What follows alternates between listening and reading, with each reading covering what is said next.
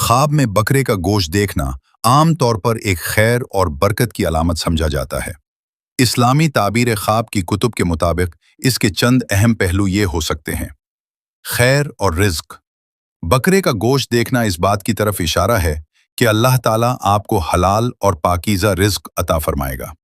गोश्त की मिकदार ज़्यादा होना इस बात की अलामत है कि आने वाले वक्त में आपकी माली हालत में बेहतरी आएगी या आपको कोई बड़ा फ़ायदा हासिल होगा।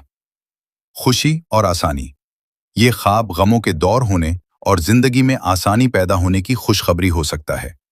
अगर आप किसी परेशानी में मुब्तला है तो ये उम्मीद दिलाता है कि हालात बेहतर होने वाले हैं। सेहत और तंदुरुस्ती। बाज़ ताबीरों में गोश्त को जिस्मानी ताकत और बीमारी से शफायाबी के साथ भी जोड़ा गया है। खुलासा, ये एक अच्छा और मुबारक ख्वाब समझा जाता है। ताहम ख्वाब की ताबीर इंसान के अपने हालात, तकवा और नीयत पर भी मुनहसिर होती है।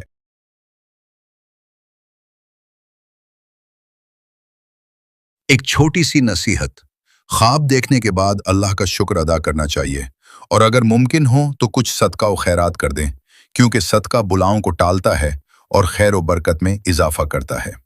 क्या आप इस ख्वाब के हवाले से कुछ और तफसीलात बताना चाहेंगे, जैसे कि आपने गोश्त पकाया हुआ देखा या कच्चा? हमारे चैनल पर आने का बहुत बहुत शुक्रिया।